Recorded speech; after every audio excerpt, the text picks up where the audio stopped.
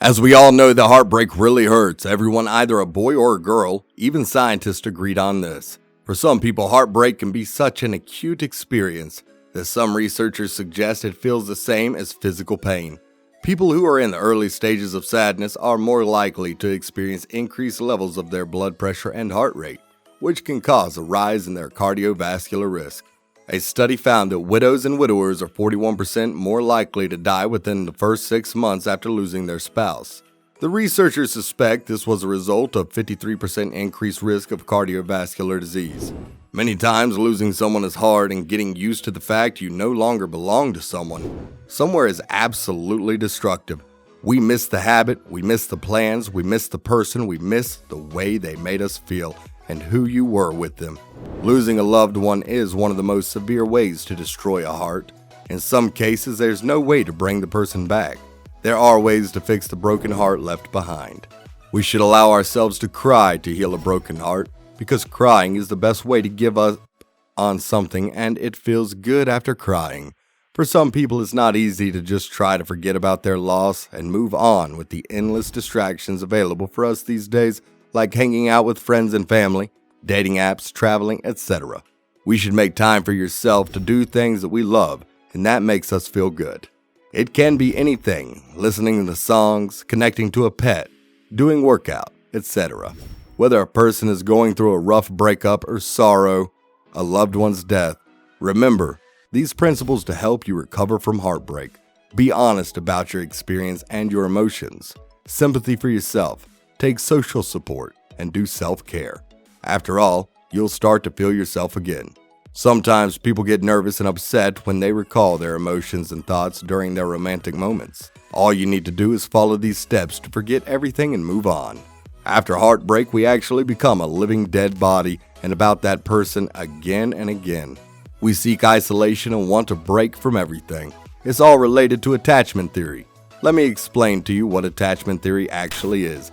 So, attachment theory originally developed by a psychoanalyst, John Bowlby, and later expanded by developmental psychologist Mary Ainsworth.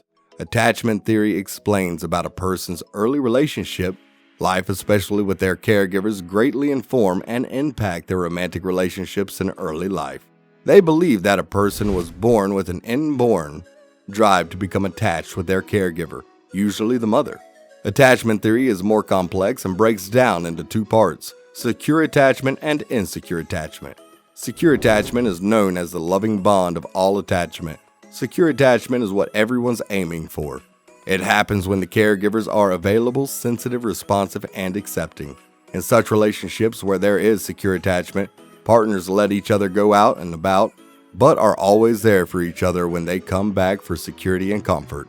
These partners stay with each other also. They provide space to each other and reassure each other when needed. So both of them learn they can also express negative emotions and someone will be there for help. People who develop secure attachment can easily learn how to trust and have healthy self-esteem, which sounds like a blessing.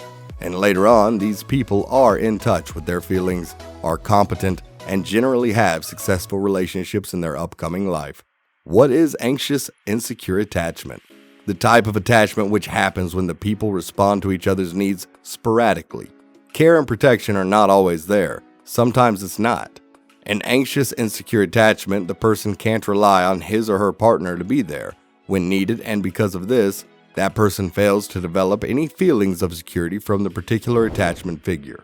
And since the person can't rely on their partner to be there in case they feel threatened, they won't easily move away from the partner to explore around, which is a necessary part of a healthy relationship. The person becomes more demanding and even clingy sometimes, hoping that their exaggerated distress will force the partner to react, which can further lead to fights. In such a type of attachment, there is a lack of predictability, which means that the person or partner eventually becomes needy, angry, and distrustful. What is avoidant, insecure attachment? Sometimes a person has trouble accepting and responding sensitively to their partner's needs. Instead of comforting him or her, the person minimizes their feelings, rejects their demands, and doesn't help with difficult tasks.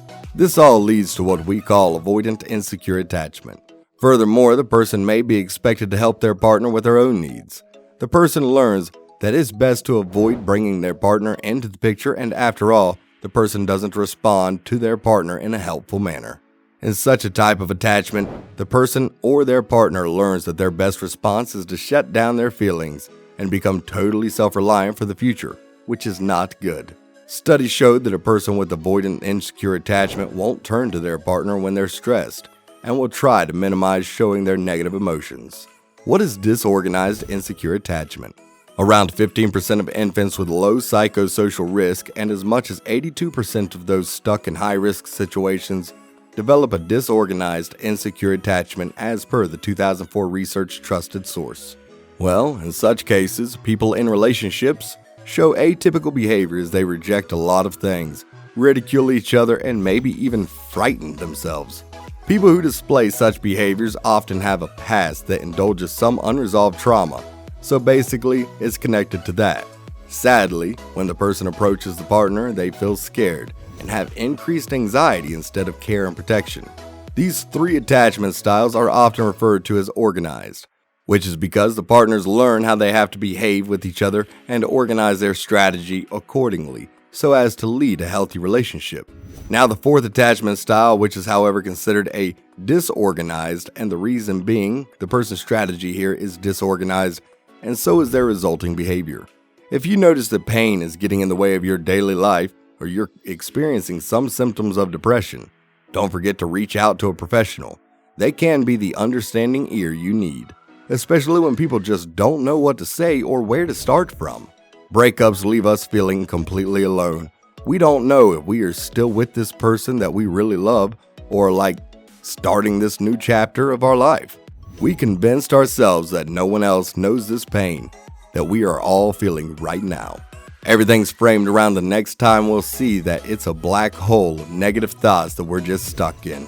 When your relationship ends, a nonverbal part of your brain is still unconsciously in love with your ex-partner, and the brain also finds that the insular cortex, which processes the anxiety we feel when we go through physical pain, becomes active. The rise of relationships and social bonds between lovers and friends become an important part of survival for many people. They look out for each other. After heartbreak, when people separate from loved ones, they experience an increase in the hormone cortisol and a decrease in the hormone norepinephrine, which causes a major stress response in their body. Ultimately, this contributes to the depression, anxiety, and loud crying situation. For human beings, a breakup, loss of a loved one, or isolation can trigger then to a similar reaction. So if you're feeling heartbroken, surround yourself with friends and family members. And if you know someone is suffering with these types of emotional pains, be there for social support. So with that, we have come to the end of this video. I hope you enjoyed watching it. What do you think about the theory of heartbreak and attachment? Let us know your views in the comments section below. Until the next video, stay tuned and subscribe to our channel for more uploads like this. Also, if you are not subscribed yet, then do it now. Otherwise, you will miss out. See you soon. Bye. Soon.